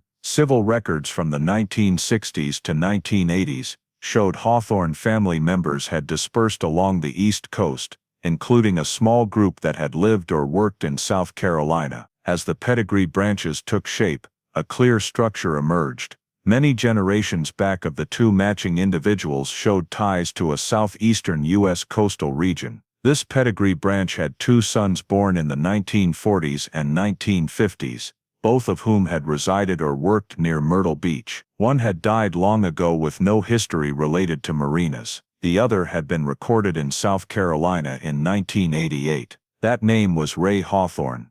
This was not conclusive evidence, but it made Ray the only one among potential relatives present at the case-related location at the exact time of Amber's disappearance. Investigators noted that Ray's appearance in the relevant pedigree branch was a major coincidence, but also a critical directional point. If the DNA on the towel belonged to a Hawthorne relative, the highest likelihood was that it was the only person in this pedigree branch who had been active at Harper's Dock. The investigation team continued deeper scrutiny of the family branches, analyzing whether any other close relatives in the family lived near the marina that year. Residency records, driver's licenses, employment files and military records were cross-checked over weeks. There was no one else. All remaining Hawthorne individuals lived in distant states or had no connection to marinas, the ocean, or the Myrtle Beach area. One additional point making Ray the best fit in the main pedigree branch was his work schedule at Harper's Dock. Ray was one of the very few boat mechanics who worked night shifts at that marina. This explained how his DNA could have transferred to objects appearing near boats or near Harper's Dock sand, a perfect match with the sand analysis data from Amber's car. CellAid recorded in the analysis report, from 2 Hawthorne individuals, matching the pedigree, the genetic branch leads to a small family group. In this group, only Ray Hawthorne ever lived and worked in Myrtle Beach at the time of the incident. This report was not an accusation, but an assessment based on probability and pedigree logic. Although the DNA did not state that Ray was the one who left the sample on Amber's towel, the pedigree indicated that the highest likelihood was that the DNA sample belonged to a man with close or mid-level blood relation to Ray. And if only Ray was present in the related area at that time, he became the most likely candidate, at least until new data emerged. The cold case team decided to check all of Ray's 1988 work records. Some notes showed Ray often worked irregular late shifts, sometimes present at the marina late at night. Many other boat mechanics left Harper's Dock in the early afternoon, while Ray sometimes returned to the marina alone after hours to check machinery at boat owners' requests. One investigator noted in the report, Ray had access to boats during hours with few witnesses. This is a critical factor. Investigators also re-examined the old fingerprints once more, knowing that in 2025 fingerprint technology could not cross-reference with pedigree DNA samples. They wanted to ensure the previous non-match did not hinder the possibility of Ray's indirect involvement. No one assumed Ray had to be the one who directly entered Amber's car. The DNA on the towel could come from many scenarios: touching the towel sticking to another object, or some indirect contact. The important point was that the DNA did not belong to Amber, and it was now determined to have a genetic link to Ray. CELED held a comprehensive analysis meeting. There, cold case investigators, pedigree experts, and DNA technicians together reviewed the reconstructed Hawthorne family tree on the electronic board. The branches connected through many generations, narrowing down until only one geographical area in South Carolina, and one individual fitting all conditions remained: Ray. For greater certainty, the genealogists continued analyzing mtDNA from the towel sample to look for maternal line genetic markers. Although the results were not sufficient to identify a specific individual, the mtDNA characteristics of the male sample matched the maternal line of the Hawthorne family in the pedigree tree. This strongly increased the probability that the DNA sample belonged to the Hawthorne lineage. When the conclusions were compiled, the lead investigator wrote in the analysis report, "Built pedigree tree from two matching DNA individuals, only one individual fits geography, time and behavior, Ray Hawthorne." From a legal perspective, this was not enough to charge, but from an investigative perspective, it was the biggest advancement in over 3 decades. Not statements, not witnesses, not fingerprints, genetic pedigree had brought Ray back to the center of the case. And this time, it was not vague suspicion, based on the yellow truck or nighttime work history, but on repeatable, verifiable scientific data that could be presented in court, a completely different investigative foundation. When genetic pedigree brought Ray Hawthorne back to the center of the case, CELED immediately reopened all statements and documents related to him from the 1988 file. Ray had been briefly questioned at that time, and the investigator noted that he claimed he was not at Harper's dock on the night Amber vanished, also stating he worked evenings but left early, without returning to the marina after hours. In 1988, this statement could not be fully verified because the marina's operating records were inconsistent, and no witnesses clearly remembered whether Ray was present or not.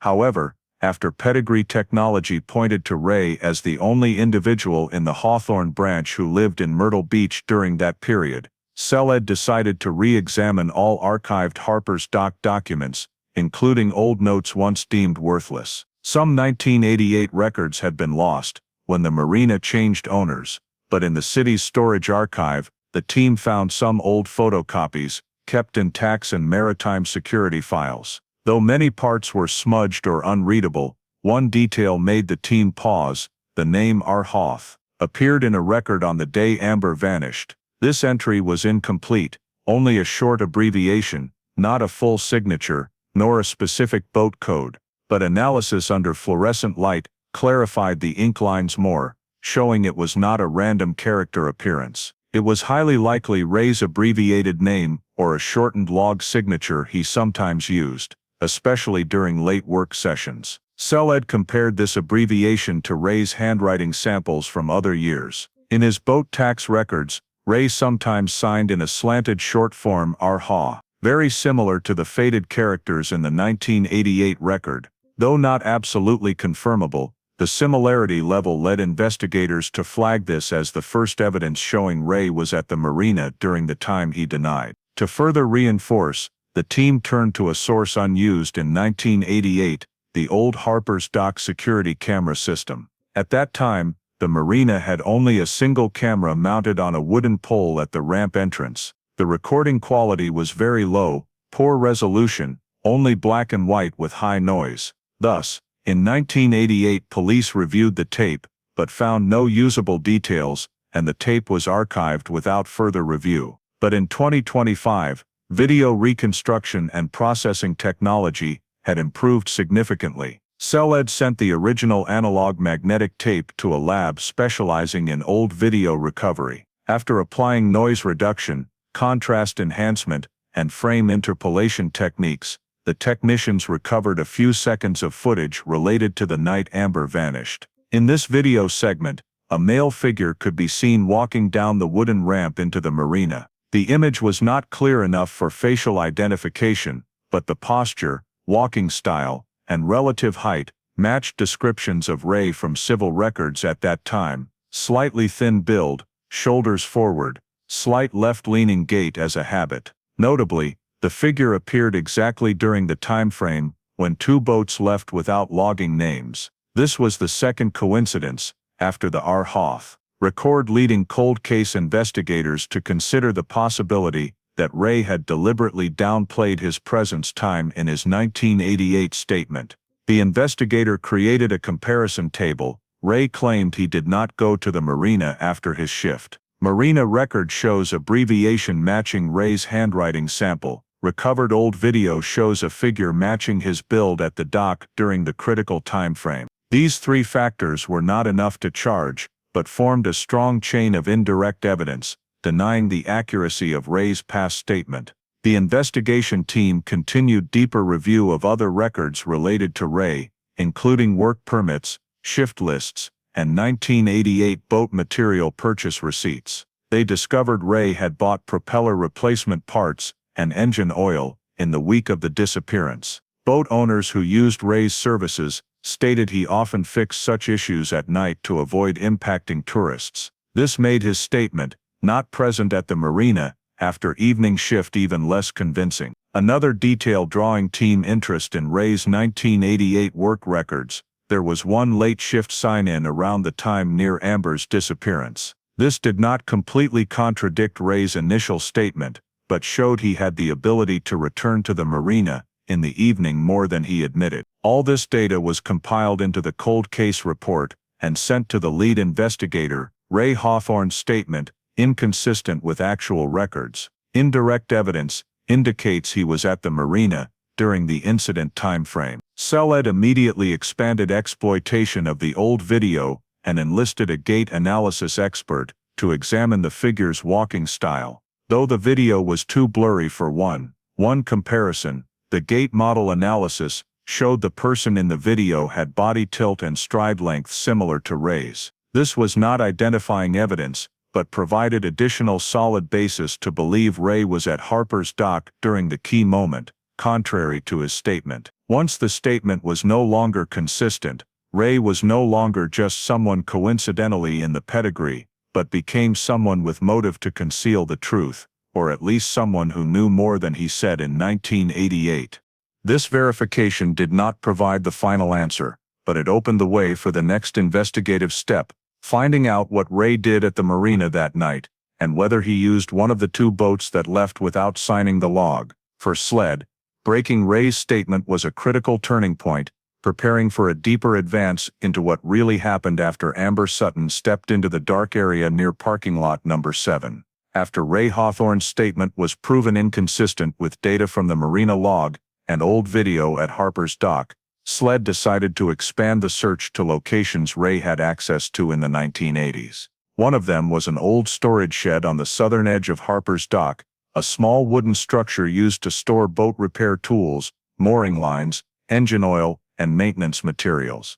The shed had belonged to a former marina owner who had passed away, and during the ownership change, usage records were mixed into old document boxes. Ray had been allowed to use the shed to store tools while working part-time as a boat mechanic. Since the marina ownership change occurred over 3 decades ago, no one thought of the shed until SLED reviewed the old marina asset list. When investigators found the note, "South Shed, Ray usage 1987-1990, they immediately decided to check it. The shed still existed, though weathered and rotting over time. The wooden door had holes in several spots. The tin roof had small gaps letting thin streaks of light through. The interior was stifling, with the smell of old engine oil, rotted wood, and accumulated sea moisture creating a heavy atmosphere. Wooden crates, rusted toolboxes, and old coiled mooring lines covered in dust lay scattered on the floor. Collecting evidence in such a place was not easy. Many items were damaged, old ropes and lines rotted, no longer intact, but just minutes after the forensic team began sorting, one item made everyone stop: a black nylon jacket, far more intact than most other things in the shed. The jacket was in a wooden crate, buried under a layer of old tools and coiled rope. Though thickly covered in dust, the nylon material had retained its structure due to synthetic fibers degrading less. The anomaly: faded wear marks on the elbows, similar to abrasion from climbing on and off boats or working with mooring lines. When investigators checked the label, they discovered the manufacturer matched the type of jacket Ray often wore while working at Harper's Dock in the 1980s. According to accounts from acquaintances and rare archived marina photos, the jacket was immediately sealed for analysis. Though over 30 years had passed, they hoped to recover some physical trace, hair, skin cells, or material adhered to the nylon fabric. But the most important discovery was not in the jacket, but on a mooring line hanging at the back of the shed. One technician, while lifting a coil of line for inspection, noticed a long light-colored hair stuck to the synthetic fibers. The hair looked very old, dry, having lost its shine, but the shaft was still intact. With mtDNA, hair does not need the root for analysis.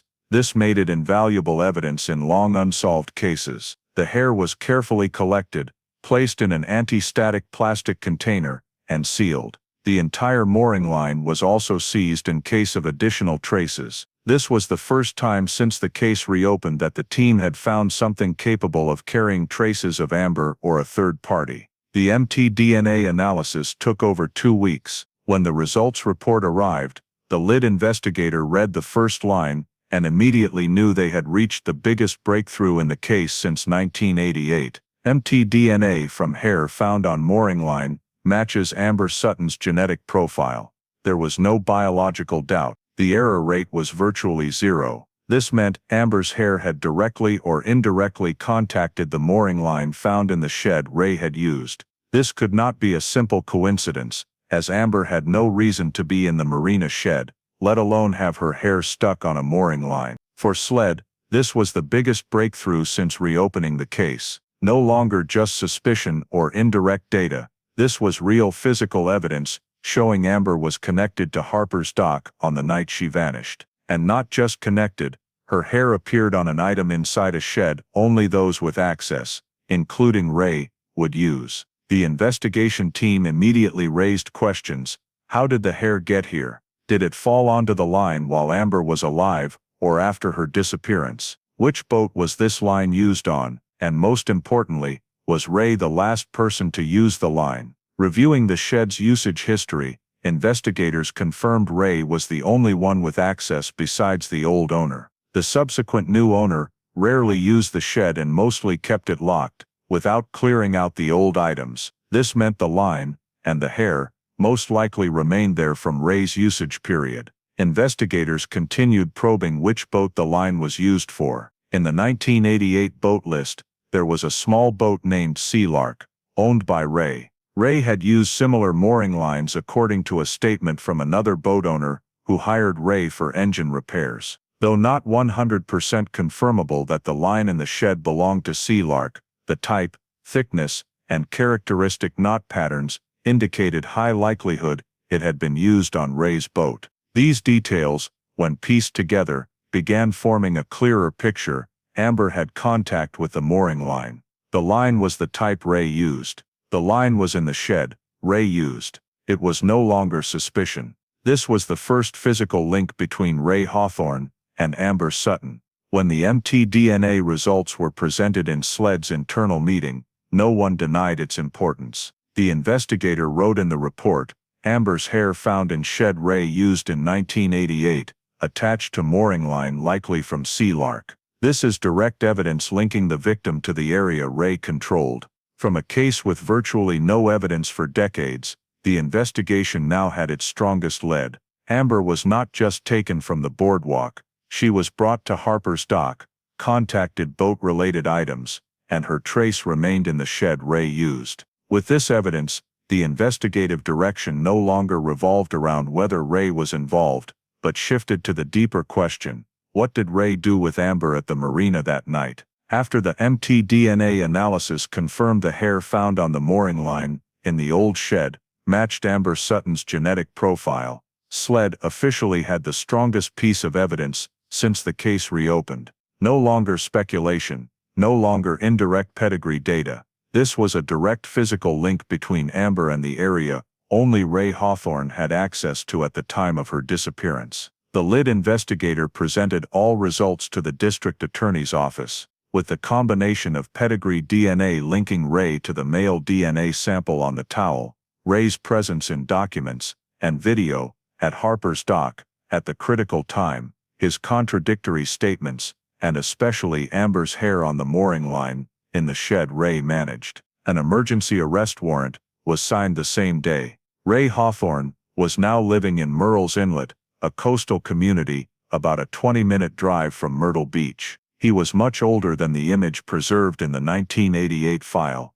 Gray hair, slow gait, a reclusive life revolving almost entirely around a small rented house and seasonal labor jobs. Neighbors described him as living quietly, with little interaction, and no one knew much about his past. On the morning the arrest warrant was executed, the investigation team and SLED agents approached Ray's house in a tightly controlled operation. They didn't know how Ray would react. Despite his age, he had a history of working with heavy tools, once owned a boat, and could have access to sharp objects or dangerous implements. When agents knocked, Ray opened the door after a few seconds. No unusual expression, no surprise, no panic. He looked at the group of investigators, then shifted his gaze to the warrant paper.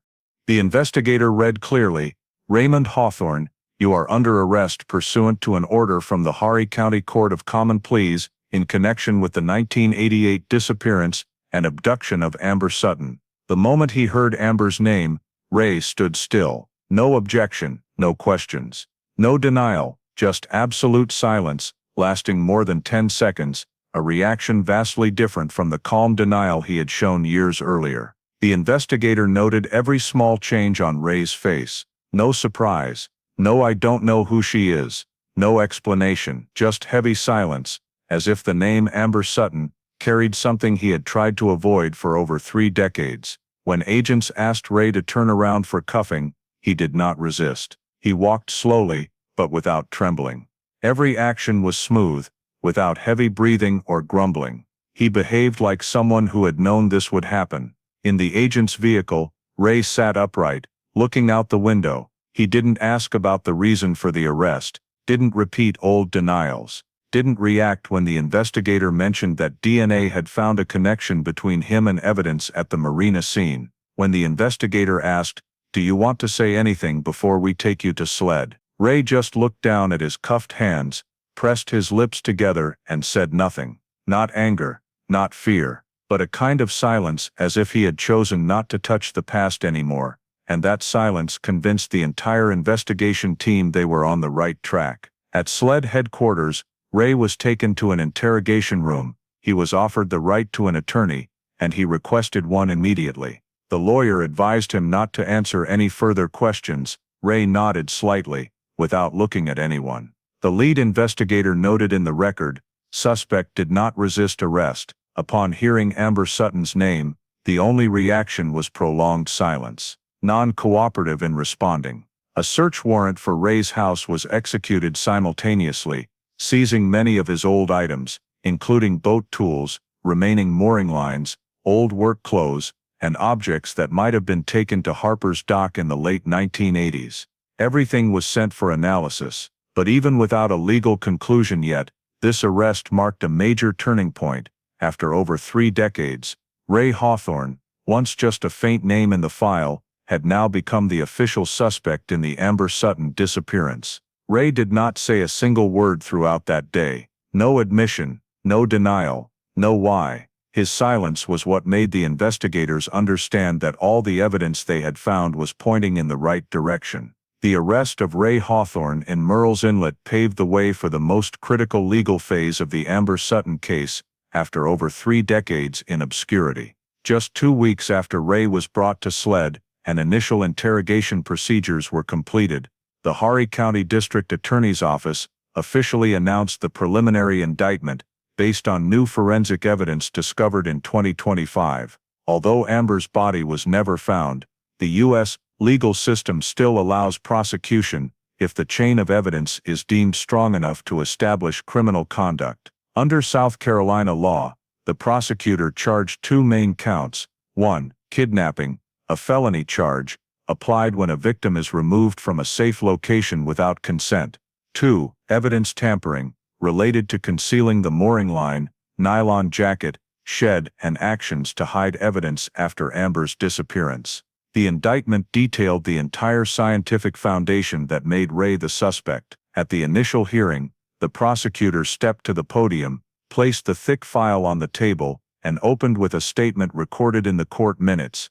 "Your Honor, after 37 years, science has finally brought Amber Sutton back to this courtroom." He began by reconstructing the forensic chain from the smallest elements. 1. Male DNA sample in the beach towel found in Amber's car. 2002, unable to extract DNA. 2025, new technology recovered male DNA, not belonging to Amber.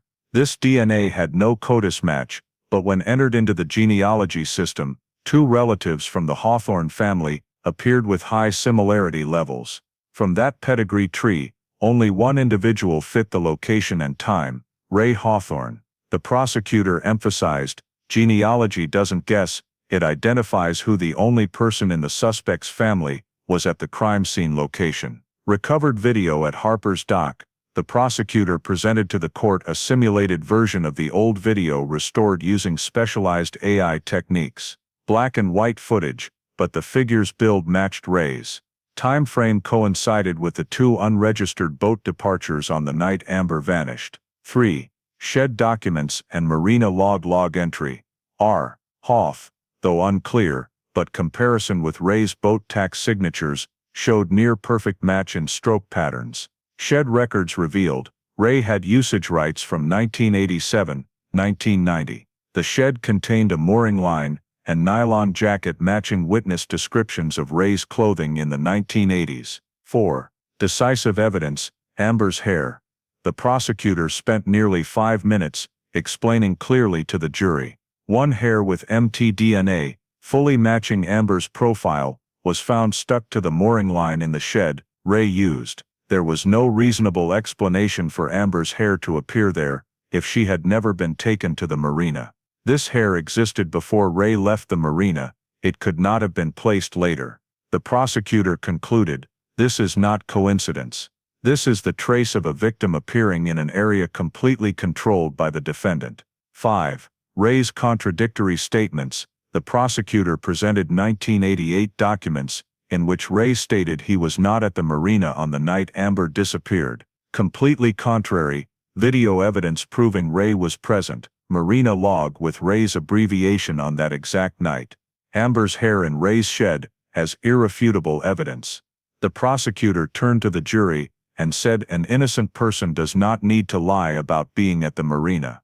6. Argument on criminal conduct. The prosecutor did not accuse Ray of killing Amber because there is no body, but he presented a logical argument. Amber vanished after leaving the boardwalk and was seen heading toward the parking lot. Amber's car was moved, proving third-party involvement. Sand in the car matched Harper's dock. Amber's hair appeared on a mooring line at the marina. Ray managed. Ray was at the marina that night, but did not disclose it.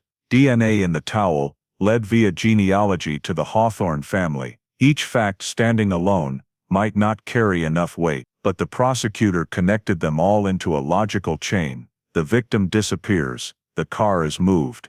The sand leads to the marina. The DNA leads to the Hawthorne family. The hair is in Ray's shed. Every path leads to the same person.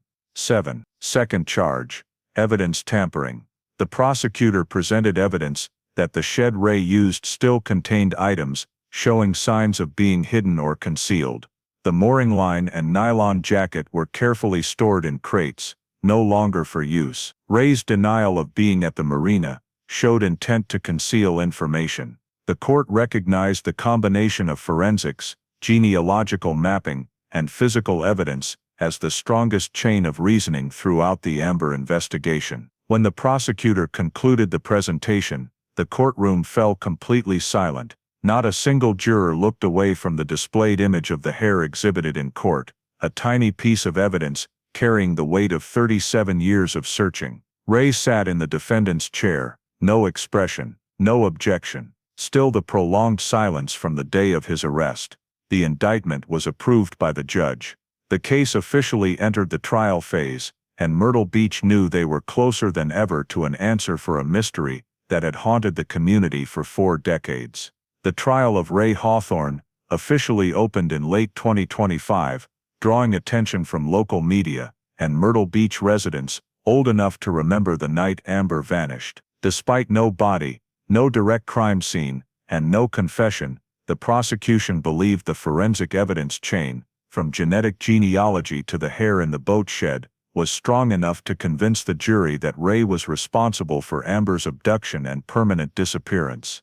The court allowed full presentation of the forensic analysis to ensure the jury understood each step: how degraded DNA was recovered, how genealogical mapping led to the Hawthorne family, how Amber's hair appeared in the shed Ray used, and how Ray's 1988 statement was proven false. Each part was presented according to scientific standards: clear, repeatable verification, no emotional speculation. Ray's defense attorney attempted to argue that genealogy DNA did not identify Ray as the one who left the sample on the towel. Amber's hair could have ended up in the shed indirectly or through cross-contamination during collection. Ray is elderly with declining memory, so his statement about being or not being at the marina in 1988 cannot be seen as evidence of lying, but the prosecutor rebutted each point sharply. They emphasized genealogy DNA pointed to no other Hawthorne relative who ever lived or worked in Myrtle Beach. Ray was the only individual across the pedigree branches. Amber's hair was embedded deep in the mooring line, preserved by the synthetic fibers, making later cross-contamination probability nearly zero. Ray's denial of being at the marina clearly contradicted the recovered video and marina log documents, cannot be explained by poor memory. A key point the prosecutor raised was the logical timeline. Amber vanished right after leaving the boardwalk. Her car showed signs of being moved. Sand in the car matched Harper's dock.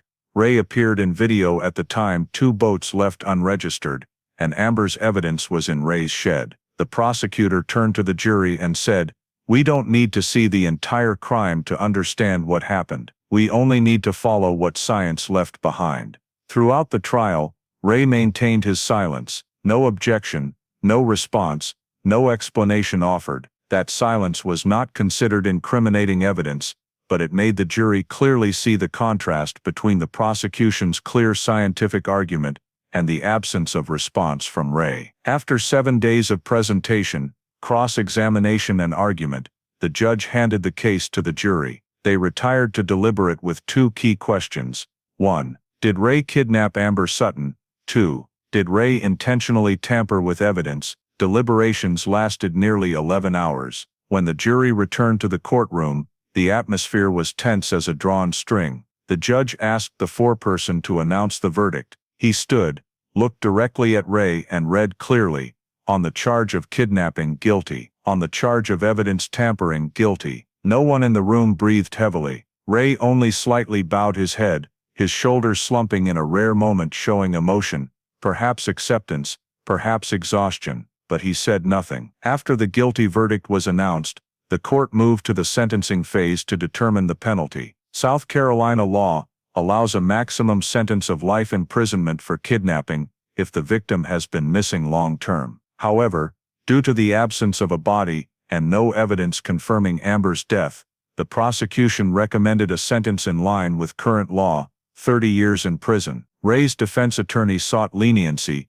due to his age, but the prosecutor countered that age cannot erase 37 years of pain for a family. The judge deliberated for nearly 10 minutes before delivering the final ruling. Ray Hawthorne is sentenced to 30 years in prison for the charge of kidnapping and 10 years for the charge of evidence tampering, to be served concurrently. Total sentence, 30 years. The entire courtroom fell silent. No applause, no murmurs, just a heavy quiet, the kind that comes from a community that had waited nearly 4 decades for an answer. Ray was escorted out of the courtroom. As he passed through the steel door, He glanced back for a split second, not looking for anyone, but as if gazing into his own past, where an old mooring line and a single hair had brought him back into the light of justice. With the 30-year sentence, Myrtle Beach finally had a resolution for the town's most mysterious disappearance. But even as the trial ended, the case's ripple effects did not stop.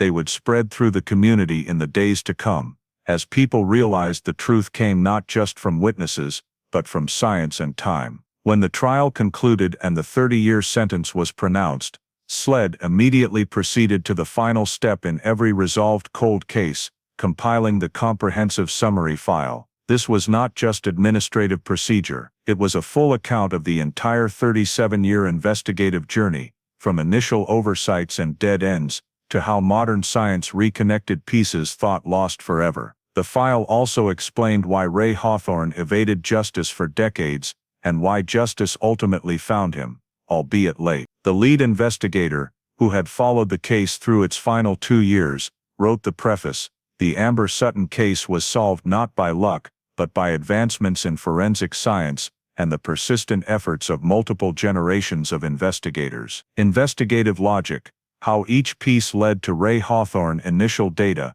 scattered pieces from 1988. From the night Amber vanished, police recorded several key elements. Amber left the boardwalk in a tense state after an argument. Last seen heading toward parking lot number 7. Witnesses saw her talking to a man in a baseball cap. Amber's car was found later with signs of being moved by someone else. But these elements could not be connected due to lack of physical evidence. No DNA, no clear cameras, no crime scene traces. Sand in the car, the first clue leading to Harper's dock among early investigative directions. Only the sand analysis yielded an anomaly. Sand on Amber's passenger seat was not Myrtle Beach sand. It matched 80% with sand from Harper's dock. However, in the late 1980s, sediment forensics was not considered strong enough evidence. The clue was noted but not developed into a full investigative direction. Ray Hawthorne, a suspect who appeared and then vanished. Ray first appeared in the file because he worked at Harper's dock, owned a yellow truck, matching witness descriptions, had a history of harassing women. However, Ray denied being at the marina. No fingerprints, preventing deeper investigation. No one saw him with Amber. No body, no crime scene. When a suspect leaves no legal trace, he vanishes from the case, exactly as Ray did for many years. Oversights in the 1988 investigation. In the summary file, SLED listed 3 main categories of initial investigative oversights. Inadequate preservation of evidence from the marina. Harper's dock shed was never fully searched in 1988 because police focused on the boardwalk, Amber's last sighting location. No direct evidence led them to the marina. Faded logbook and poor quality video were overlooked. If the shed had been checked that year, the mooring line could have been collected 3 decades earlier. Underestimating vague statements and lack of deep cross-checking. Witnesses mentioned a yellow truck and Amber talking to a man in a baseball cap. Though these details fit Ray, the initial investigation could not verify.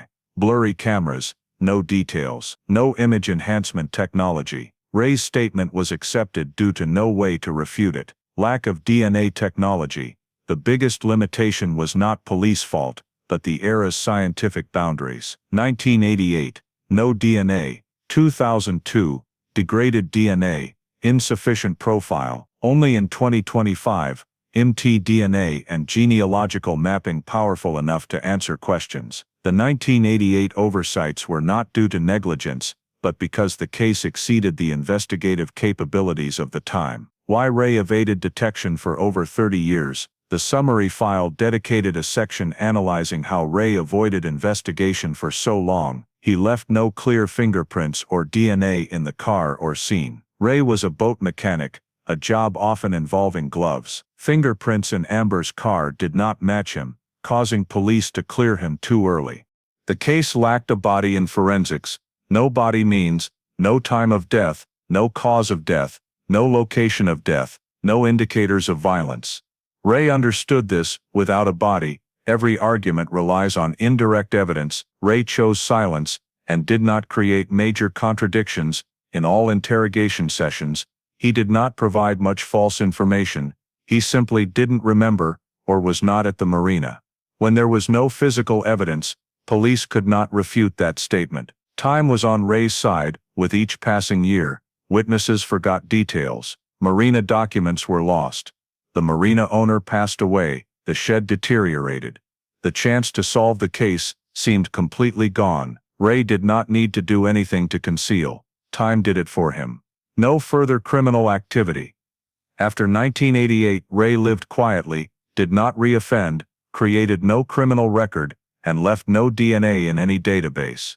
This made him invisible for 37 years. The summary file emphasized that the Amber Sutton case was solved not by a sudden witness or late confession, but by three core factors: modern DNA technology. Without mtDNA and genealogical mapping, the case could not have advanced. Male DNA in the Towed pedigree map.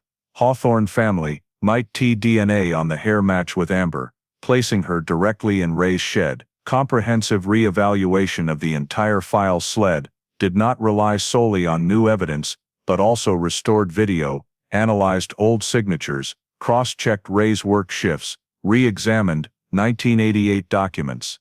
The combination of old and new created a complete picture. High consistency of the indirect evidence chain. No single piece solved the case on its own, but all pointed to the same point. Sand in the car, unregistered boat departures, pedigree DNA leading to Ray, Amber's hair in the shed. Ray used video matching Ray's build, Ray's contradictory statements, Ray's nighttime work habits, the marina as the only connection between Amber's car and Ray. When every piece fit reasonably in the same diagram, the case was no longer a mystery. Official conclusion: the Amber Sutton case is solved. On the final page of the summary file, SLED stated clearly, based on the chain of forensic pedigree, documentary, and behavioral evidence, the 1988 disappearance of Amber Sutton is determined to be a kidnapping committed by Raymond Hawthorne. The body has not been located, but the physical evidence and investigative logic satisfy the standards for conviction under South Carolina state law. The Amber Sutton file was closed not because the body was found, but because the answer was clear enough to stand in court and in history. Ray Hawthorne was convicted. Amber's family finally received an answer after 37 years. Myrtle Beach ended decades of speculation. The case had been silent for too long. Now it is resolved, by science, by persistence, and by justice, that arrived late but never vanished. The story of Amber Sutton and the 37-year investigation is not just a forensic journey, it also deeply reflects a reality of American life today. Justice sometimes arrives very late, but it still arrives if society does not give up. The fact that a forgotten hair in an old shed, a dusty mooring line, or a damp towel in a car became decisive evidence reminds us that the smallest details sometimes carry the greatest weight. In America, where technology changes yearly, this story shows that scientific progress, like mtDNA or genealogical mapping, not only serves the future, but also opens doors backward in time, helping fulfill responsibility to victims who no longer have a voice. But the greater lesson lies in the persistence of the system and the community. The Amber case was once considered hopeless: blurry video, contradictory witnesses, no body, no clear suspect. Ray Hawthorne evaded justice for 3 decades, simply because in 1988, technology and investigative processes were not strong enough. This reflects the challenge faced by many American communities. Sometimes we must accept that no answer yet does not mean no answer ever. The important thing is to continually invest in science, judicial transparency, and record preservation, because these are what ultimately delivered justice for Amber. In modern life, that lesson has practical meaning. Do not overlook small signals, whether in personal safety, in the community, or in work. Report suspicious behavior, keep complete records, believe in scientific progress, and persistently pursue the truth, because sometimes, like the hair on the mooring line, the smallest thing changes everything. If you believe stories like the Amber Sutton case deserve to continue being told so no victim is forgotten, please subscribe to join us. Thank you for watching, and see you in the next video, where we continue to face the truth head-on, no matter how many years it has been buried.